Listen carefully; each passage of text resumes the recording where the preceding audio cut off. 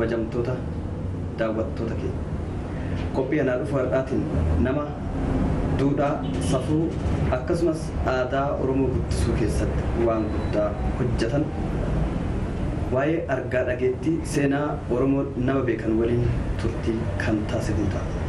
Namni kun eenyudha yoo jettan kunoo kallattii wal bira jirraa ittiin wal barattu. Ani Boonsaa Meessoo jedhama. Bakki dhaloota kiyyaa godina Arsii aanaa Munessaa ganda Eebannuboo jedhamutti dhaladhe. Ijoollummaan dur yeroo Haile Sillaasee akka gara mana barnootaatti dhuftan dhagaheera. Wanti mana barumsaa na galche waan addaatu jira. Abbaan kiyya xiqqeennatti irraa harmi ta'anii haadhatti na guddisee ijoolleen Oromoo dura yoo guddattu tajaajilli dura maatiif kennitu xiqqa jabbiitisaa akkasiin kan deemu. Ani horii tissuu jalqabeera jabbiirraa gara horii jechuudha. Odoo horii tissuu naannoo kiyyatti hacuuccaa guddaan sirna nafxanyaatiin moototii naannoo sanitti ramadamanii hacuuccaa guddatu jira. Karaa lamaan jira hacuuccaan kun. Tokko sababa adda addaatiin ummata kaanii shifta jedhanii kaaniin mootummaa gabbaruu jedhanii hacuuccaa guddatu ragaa. Gama biraatiin ammoo lafa ummataa kana biyya biraatii humna hedduu naqanii lafa ummanni qabu wanta ummanni qabu san kan ummanni bifa riskiitiin qabu san irraa muraatiin nama biraatiif kennan. Kun dhiibbaa akkamiinatti uume wanta kenna keessatti kan abbaa kennaa keessatti mataanillee miilaanillee irraa muranii kan biraatii kennanii jiran. Horii yoo garana dachaasu kana bu'a kunillee ida garan soo dachaasu ka olaanutti bu'a. Gara mataa miilaanii rakkoo guddatu jira jechuudha. Hojii horii tissuu keessatti horii fantasiyaa yookiin ammoo nagaan bal'ifatee dheedisan miila gabaabsanii gamaa gamanaanuu rakkoo waan jiruuf yoo tissinutti akka kaloosan hin dheenne yoo kaloosan keessa idaa guddatu jira. Kafaltii guddatu jira afalaamaa ka jedhamtu kan namarraa fudhatu. Gareen amma yoo sanii akka ani hubadhutti maqaa adda addaatti baasaniitiin gara Oromiyaa keessatti naannoo godina Arsii kanatti kan fadhaasan mislanee ka jedhu jira, naci lamaashiin ka jedhu jira, maal safaariin ka jedhu jira, axbaa daanyaa ka jedhu jira, ciqaashuumii ka jedhu jira. Hedduu maqaan isaanii ol taraa xabbaaqii jiran. Kun martinuu humnaan wanta uummataa kanarra irraa muraatiin kennamaaf jecha amma kanneen. Kanaafuu anillee horiillee bilisa dhabee cinqamaa ture. Cinqiin kun yeroo hundaa qabamuu horii yoo qabamuu kafaluu yookiin dirqamanii bituu yookiin ammoo isaan dhadhaa fe'anii sheelatanii akka isaan nutti gurguran marga gurguraniif isaan kadhata jechuudha. Kun bilisummaa tikarratti illee bilisummaa dhabee cinqamaa ture. Ana dharraa qabee horii nafxanyaan gaafa yaade oofatu horii yaadaan tissu mana barumsaa gala. Barnee qabara sun? Gara 1953 akkas na fakkaata. Barnoota galtan? Hin galle barnoota hin galletti ka jira ijoollee jechuudha. 53 irratti gara 53 ijoollee mana 10 yookiin 11 akkana jechuudha ijoollee. Kanaafuu 53 nafa 53 naannoo sana. Ani achi ka'ee waan biraan goone diideetuma hintisoorii. Horii guyyaa tokko namni abbaa yaade oofatu kiyya jedhee qabeenya qaba jedhee raawwatee ilaallee wantisu jedhee diideetuma galee booda ammoo haati kiyya na araaramanii na gargaaruu jalqaban. Yoo akkana barumsa jalqabnee jennu qilleensi warraaqsaa bubbise. Yuunivarsiitii irraa sochiin jalqaba. Yuunivarsiitii irraa gara haayiskuulii dhufe. Haayiskuulii dhufe nu adda dureen hirmaachuu jechuudha. Dhiibbaa kanaaf adda duree warra hirmaatu dammaqiinsa warra hirmaatu keessaa tokko nu. Kufaatii Haile Sillaasee. Kufaatii Haile Sillaaseeti. Yoo sanii bulchaa godinaa ka'uu sanii Saayiluu Difaa'ee irratti waan hedduu barreessine karaa irratti kaa'uu maxxansuudhaan hojii guddaa hojjetaa turre. Walaloo adda addaa qopheessaatiin waltajjii irratti dubbisaa ture. Aadaa, afaan, duudhaa saba Oromoo guddisaatiin turtan. Akkamiin jalqabdan laata waan kana akkamiin itti eegaltan maaltu isinirra gahe? Hacuuccaa sirna nafxanyaa kan ittiin ibsaa bahe waan dhagame sani walaloon ibsaa ture. Amaariffaanis afaan Oromootiin illee duula san keessa uummata keessa barsiisuu yoo ba'usan gara guddina xiyyeeffannaan kiyya aadaa uummataa kan dagatamaa jiru san qorachuu jechuudha. Ati sirna ateetee qaraas beekaa bal'isee qoradhee sirna ateetee irra barreessee fuula dubartii ka jedhu jira gaazexaa bariisaa irratti. Fuula dubartii san irratti aadaa Oromoo keessatti dubartiin ulfina guddaa qabdi kan jedhu yeroo lamatti kan bahe barreessee yoonsa ergee maxxanfamee baheera. Kun ammoo miidiyaa Oromoo waliin akka hojjechuu danda'u gaazexaa fi hirmaannaan suni yeroo dheeraaf itti fufee hojjetaatiin ture. Kanumaaf ammoo waan waraabee waan argadhillee isaanii erga. Achumaa ka'ee booda ta'achi deebi'ee asaasa galee odumaa hojjedhu amma wal barannee jirra miidiyaan. Gaazexeessitoota wal barannee jira. Keessanuu kuma eda'een akka gaarii wal barannee na eeggate jechuudha waan barreessee hangalfana reediyoo. Ayyaana guddaa wayiitu jira asaasa irratti milishaa leenjisanii eebbisan irratti isa waamee itti himee ayyaana qabnaa gaasan dhuftaaneen dhufanaan jedhe. Qophii addaa qopheesse. Maal qopheesse? Diraamaa, walaloo, sirba irratti qopheesse. Ayyaanni sun hin ga'ee ta dhufe inni kana waraabbataa oole. Anillee afaan Oromootiin dubbii godhe. Itti gaafataman dargee abaalii kayoosanii akkana afaan qabatee ilaala. Odoon waan dubbannu kana waan ijoolleen dhiyeessu kana irratti odoo uf nyaatu ture. Aaree. Akka tasaa haati na bira dhufanii na bira jiranii mee waltajjii keessummaa na bira dhufanii arguuf dhufanii achitti jiran. Waltajjii san irratti dubartii olii akka ba'an godhee jira. Maaf namichi kun maaf akkana ta'a jettee gaafannaan gurbaa dubbatu kana dheekkamaara jedhe. Ani galgala yoo galu namichi kun maa akkana si dheekkamannaan achi ka'ee akka inni dheekkamellee dubbii dheekkamsaa godhee maal jedhee sin fakkaate. Biheeraዊ ቋንቋ እየቻለ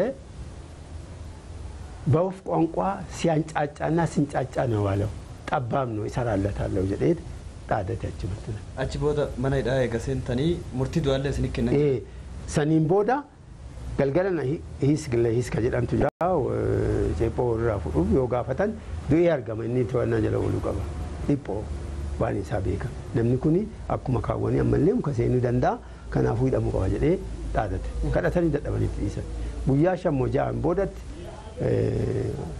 ፖሊሲ erganii nama jaha dargaggoo sirbasan dhiyeessiteef anallee wal qabanii maneedhaan kan. Ana ammoo akkuma naqanii isaan irraa addaan na baasee qayshibbirii akka dhiyaatu godhee qajeelcha kenna. Nam murteessan. Isin ajjeesu.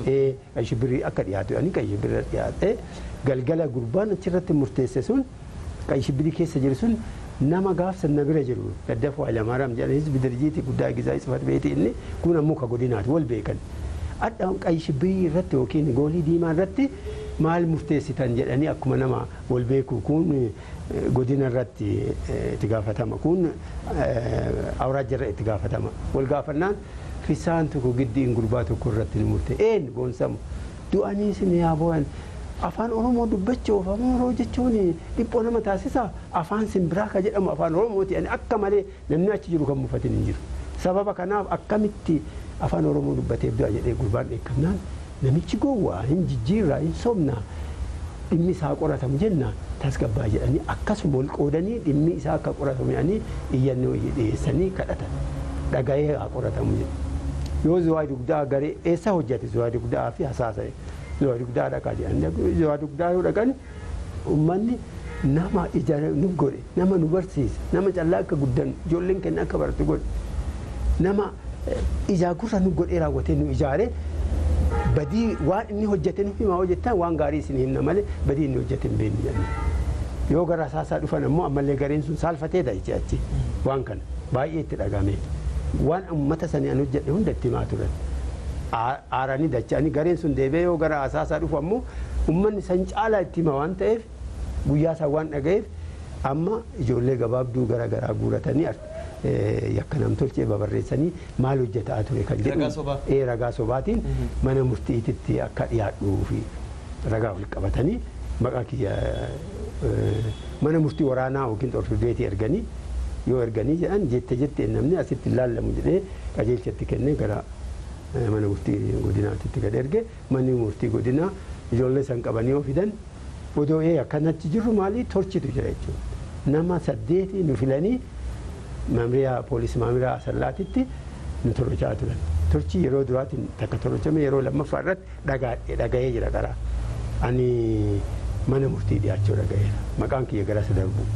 Waggaa sadii walakkaan boodatti mana murtiitti dhiyaadhee nama murtiitti dhiyaadhee ragaan sobaa waan ta'eef qabataman qabu haga ammaa hidhamee gaa jedhee manni murtii ganna dhiise.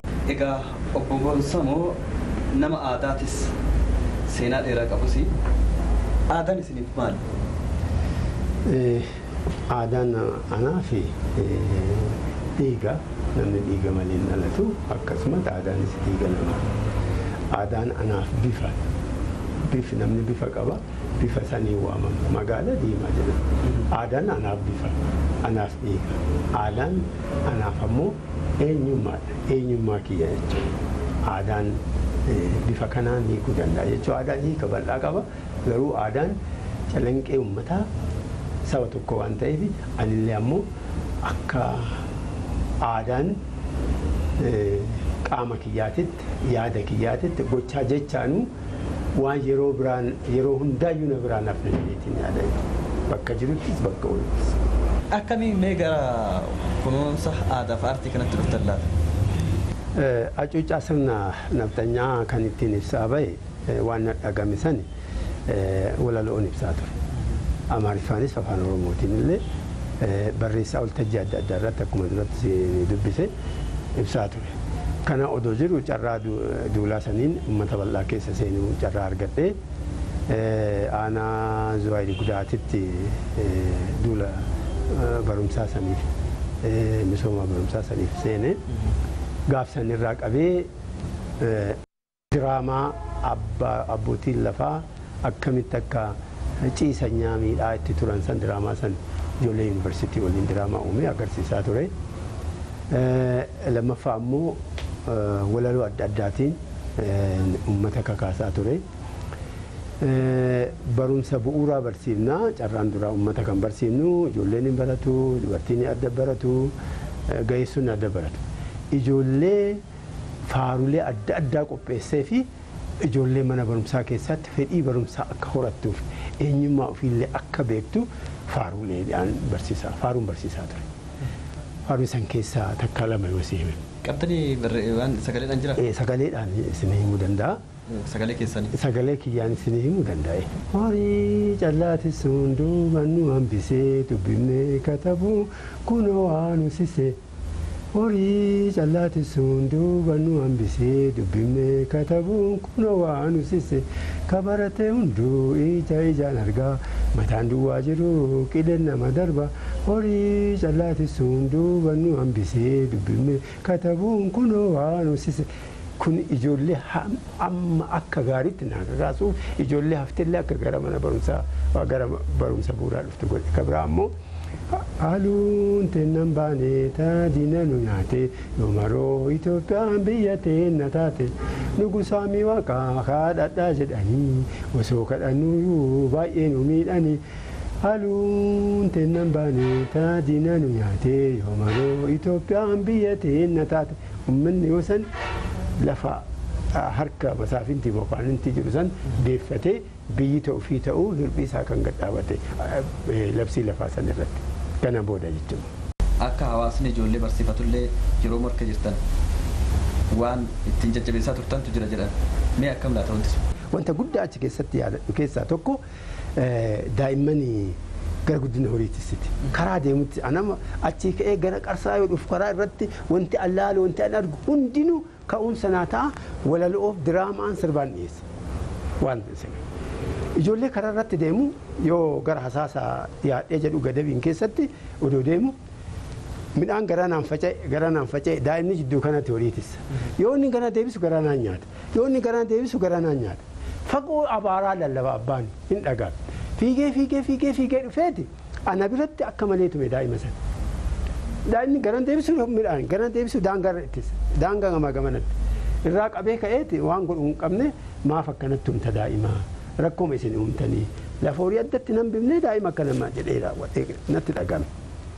Jecha san akkuma galeen walaloo barreesse gara faaruu daa'immanii jijjiire maal jedhaa imimmaan tissee jedhee imimmaan tissee ka jedhu sani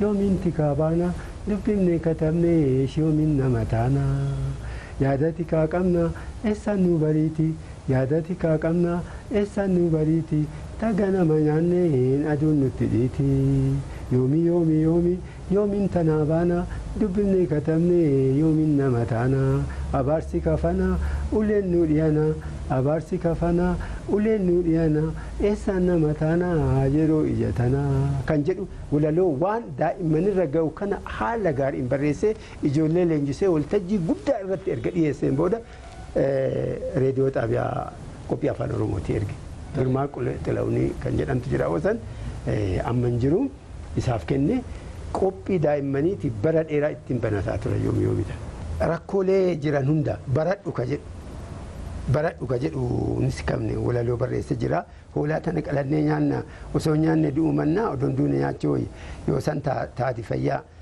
dhaabatatti hin fixini yeroo deemsatti hin fixini teessumatti hin fixini yeroo baradhu barattee nama taataa maroo odoon baratii yeroon sirra darbee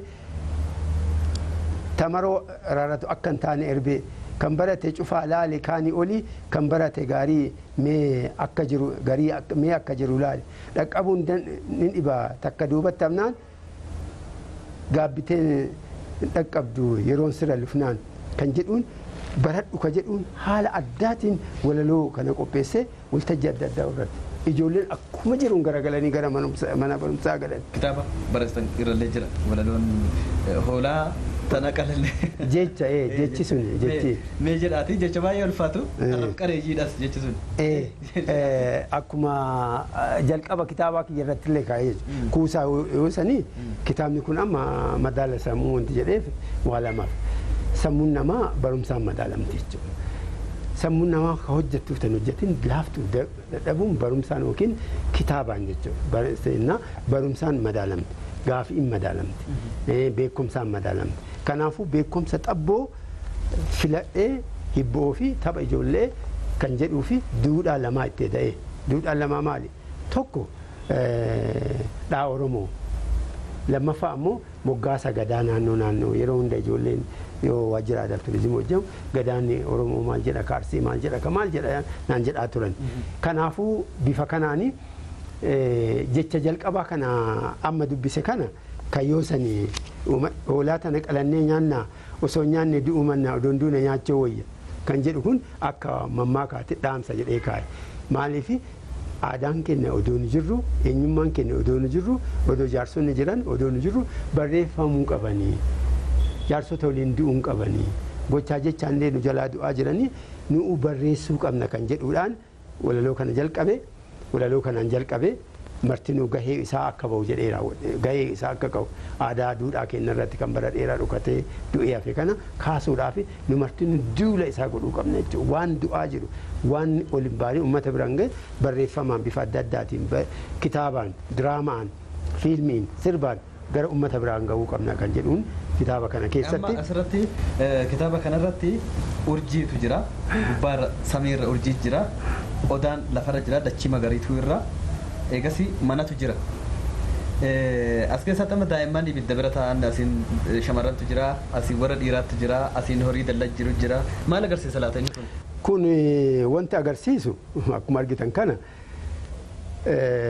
hanqinni guddaa yeroo ammaa kana uummata Oromoo bira jiru waarii beekumsa xabboo yookiin ammoo Oromoo dura nu dabarsisan guddisuu irraa hanqisa qabna.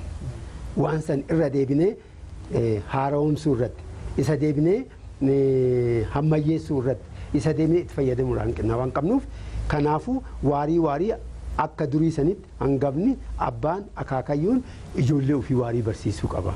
Waan uummanni Oromoo dur ittiin informal educationii Oromoon dur itti wal barsiisan dagachuu hin qabnu. Amma akka argitanitti uummanni Oromoo odaan galma isaati. Muka gaaddisaa jalatti mana ijaarata. Dhiyeessee maaliif galgalallee ganamallee gizee aduullee achi jala bohaaree mari'ata jechuudhaaf. Urjiin hinikkaa mul'isa. Hinikkaan hangafa ayyaana Oromooti. As keessa sirriitti ibsamee jira. Ayyaana haxxiyyaati, ayyaana gadaati, gadootaati. Namni gaafa kana dhalate haxxiyyaa arrabaa fi harkaa ta'a. Waan inni jedhetu yoo darbateen dhabu yoo abaares yoo eebbise sin geessa jechuudha. Dureessaaf jabaa ta'a jedhan. Namni guyyaa kana akka carraati dhalate rabbi dandeettii akkasiisan kennaaf kan jedhu. falaasama Oromoo wanti kitaaba falaasama Oromoo jedhee falaasama Oromoo kana bal'inaan kaa'ee 27 hiika waliin kaa'ee jira. Kun amma maal agarsiisa? Bakkalchi jira, buusan jira, lamiin jirti, jiini jira. Hiriirri kun samii irratti bifa kanaa yoo ta'e hinikkaa kan jedhamu akkanuma waan uumame odoo hin ta'in mallattoo kanaan moggaasan jechuudha. Mallattoo kan hiikkaadha jechuun wanti kun samiirra mul'ata jechuudha. Yoo guyyaan jalaa badu anamma 27 keessaa 5 isaanii kan samiirra mul'atan kaa'eera. 5 kunniin ammoo samiirratti mul'atan. Galgala hin mul'atan. Sa'a lamarraa qabee booda ganama gara sa'a 11:09 irratti samiirratti mul'ata. Yoo guyyaan jalaa bade jaarsi dhaabee kunniin ayyaantuun dhaabeetti kun ala ta'anii eegalu.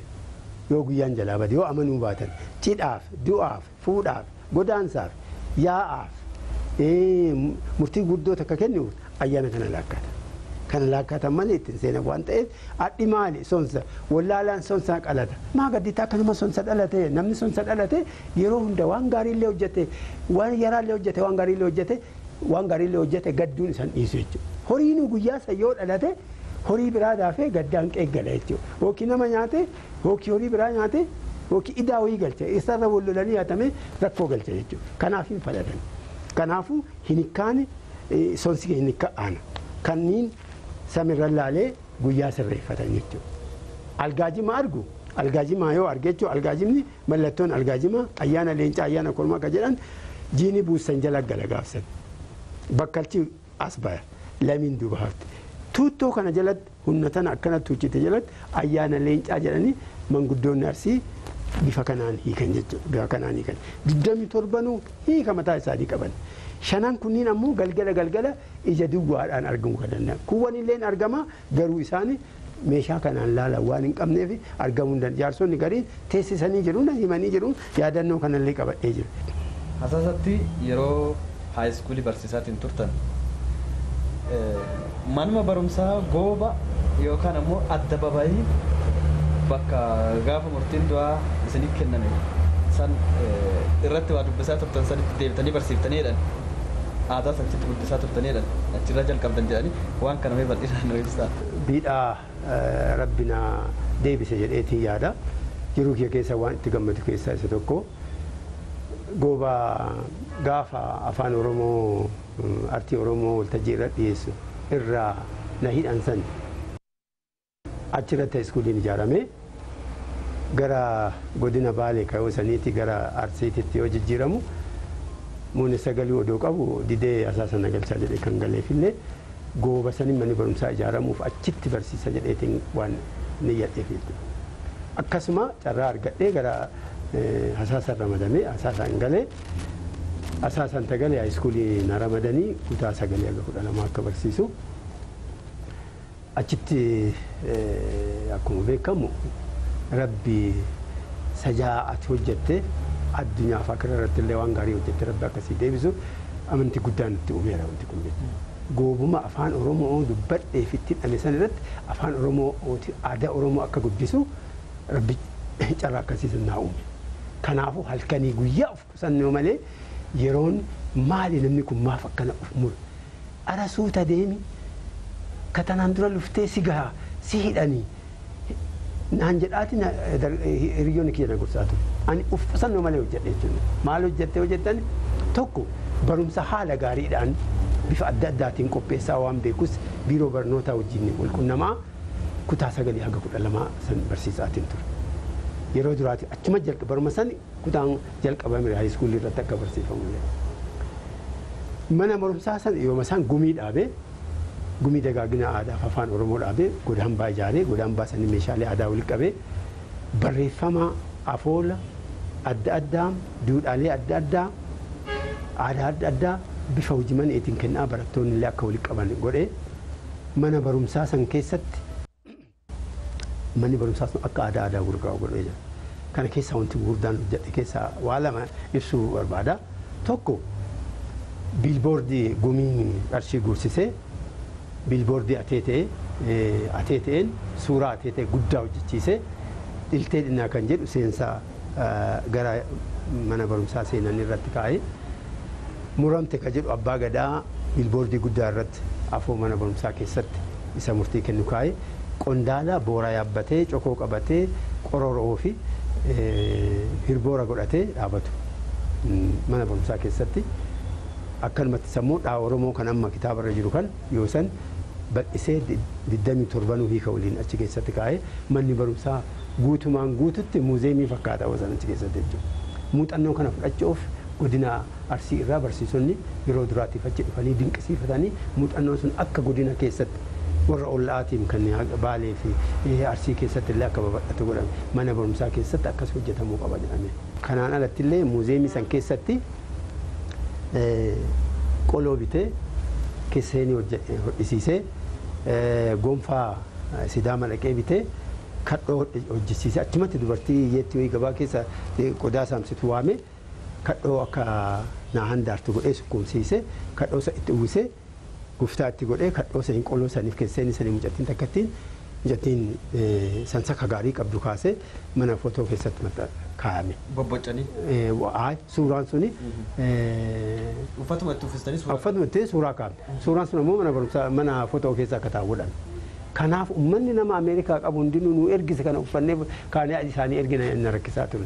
Haadhuma san hojjette san dhaqee hojjedhu jedhee gogaarraa hojjechuu yaaltee ta'uufii dinnaan carqii irraa hojjedhuuti niyya carqii maddachaasi warri uffata hodhu bifa kadhootiin handaaree siyaa kennu jedheen. Akkasuma goote takka jedhamee uffanni aadaa bifa kadhootiin bifa qolootiin bifa keessa seeniitiin hojjetamee kan uffatame sababa gumii saniitiif sochii kennarraati.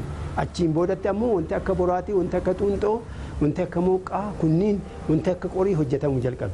Santu babal'atee sadarkaa amma isin argitan kanatti Itoophiyaa hunda waliin ga'ee namni martinuu naannoo isaatiitti uffatarraa aadaa isa fakkaatu meeshaa dhugaatii nyaataa kan isa fakkaatu hojjetamee gara gabaa akka dhufu 94 na fakkaata. 94 98 irratti kan hojjenne. Gumiin sun maal hojjetee hojjetan gumiin sun waan guddaa hojjetee jira. Aadaa irratti diraamaa yeroo hunda bifa adda addaatiin sirboota adda addaa ateetee sunsuma baaroo wanti nu argisiifne hin jiru. Wanti yeroo guddaa yaadadhu xirrii mana barumsaa san deebifnee haaromsinee ijaaruudhaaf gumiin keenya hojii guddaa hojjetaatiin ture. Achirratti sanarratti waan guddaa agarsiisaa turre achuma taa'ee godina Arsiititti waajjira aadaa fi turizimiitiin walqunnamtii guddaa qaba. Isaanii fi waan adda addaa waraabee kaasettii 5 waraabee ijoollee shaakalsiisee waraabee sirboota adda addaa isaanii ergee sirba amma kolleeshinii Wisoo Arsiisan keessatti sirboota hedduu kan isaan itti fayyadamutu jiru. Fakkeenyaaf Waxabajjii 30 bara 1995 aanaa Gadabasaasaatti mana barumsa sadarkaa lammaffaasaatti qophii aadaa kan gumii dagaagina aadaa afaan Oromoo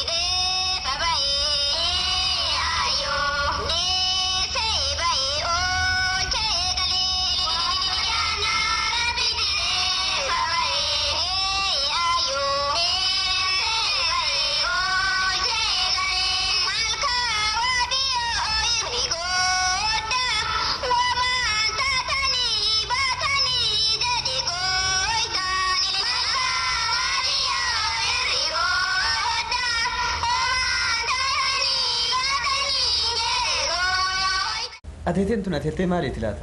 Kun ateetee falaatii kan maxxansee ateeteen goraallee kan gizee yeroo dubartiin miidhamte yoo deettuudhaanan yoo haadha arrabsan yoo haadhaadhaanan kanneen irratti hiriira nagaa itti bayanii irraa qalchiisantu hedduu lama ulfaana jedhama. Kana qofaa miti sirboonni kunniin bifa adda addaatiin kanataaf yoo doon jedhin kan baaroo kan jaarii kan maalii sagalee gaariitti deebisaati sagalee misoomaatti sagalee artiitti yeroo kana ibsutti deebisaati wanti yoo san walitti qabne hundinuu barreeffamaanis lafa kaayamee akkanumatu sagalee illee waraabamee fuudhaa heeruma qabatamaan ka fuudhuuf heerumsiisu goonee mana barumsaa keessatti guyyaa guutuu viidiyoo agarsiisaa turre.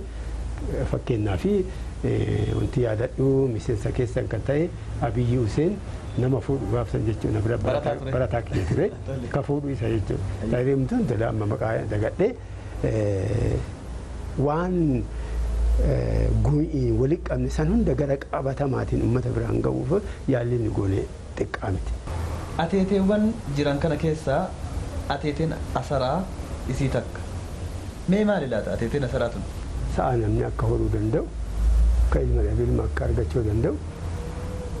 Ateete falaa jennaan kanneen ganyaa jennaan dubartiin tuuta dubartiitii yaa'anii hanfallaafoo waan ta'eef waan dhagaa fidhanii amanamanii hawwata rabbiin dhagaa jedhanii gara laafoo hanfallaafoo jedhanii gaafa isaan yaa'anii waaqa kadhatanii wanti sun hin milkaa'amu.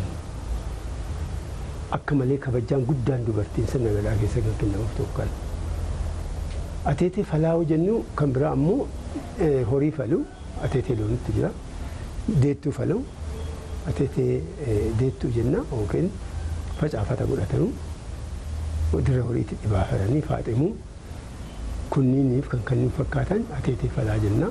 Gabiraa ammoo ateeteen falaa ka jennu gaafa duulli tokko diina biyyarraa faccisuudhaaf daangarraa faccisuudhaaf yoo duulli yaa'u isaantu ulluqii baasee laaftuu buusee fi eebbisee faaruun eebbisee faaximuun geggeessaa milkaa'anii galan jedhanii ateetee falaa jenna.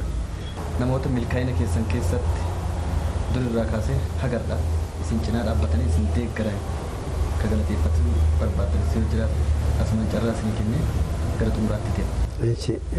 Galatooma ani garuu namoonni hojii gaarii hojjetaa jiran jedheetii yaadu kan galateeffadhu warra aartii irratti cimanii obsanii danda'anii rakkoolee jiran hojjetaa jiranii warra kitaaba barreessaa jiran warra fiilmii irra hojjetaa jiran aartii irratti hedduun isaanii waan jajjabeeffamuu qabu waan galatoomfamuu illee qabu.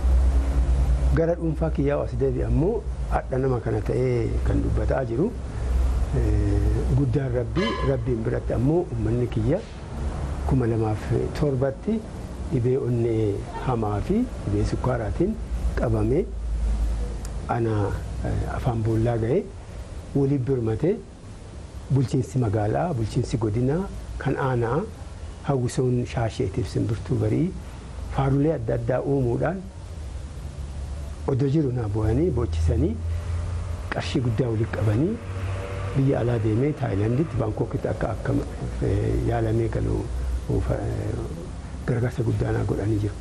Uummanni Oromoon ala jiranillee akkuma jiru hin dhagaane sochii anaadaa irra hojjedhu san intarneetiin gadhiisanii erga arganii imimmaa waliin wama godinni kun bulchiinsi magaalaa kan baasanii achitti naa erguudhaan ji'a tokkoof bultii lama akka madhee fayyee akka galu na godhanii jiran. Kanaafuu galata guddaa isaanii galcha seenaan jiruu kiyya keessatti isin qabadhu galanni kun ulfinni kun ilmaa intala isinii haa dhufu rabbi sajaa kana addunyaa faa irratti illee isinii haa deebisu ammallee waan akkanaa kanaa fi uummata hedduu isin eeggataa rabbillee isin eeggatu jedha kanumaa kan dhaamsi kiyya kan dabarsu. Hayyee tole obbo Boonsamuu Mi'eessoo ogeessa aadaa aartii duudhaa Oromoo akkasumas barreessa yeroo keessan aarsaa gootanii egaa muuxannoo qabdan namoota nu daawwataa jiruuf qooduu keessaniif maqaa uummata Oromootiin guddaa isin galateeffadha.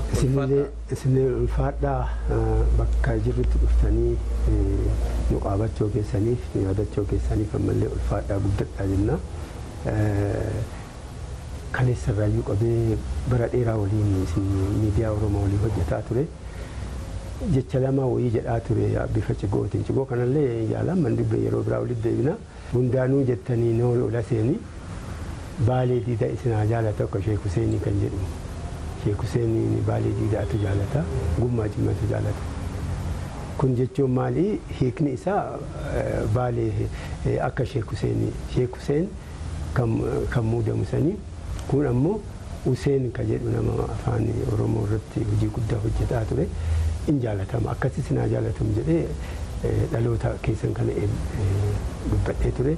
Gama biraatitti ammoo isin laaluun hafee akka lammiititti isin alaalan isin jaalatan akka kumaatitti isin alaalan akka kumaatitti kunillee ammoo hiika lama qaba jechuudha. Tokko akka nama lammii miti bakka bu'aa kumaa ta'uu keessatti isin alaalan jechuudha.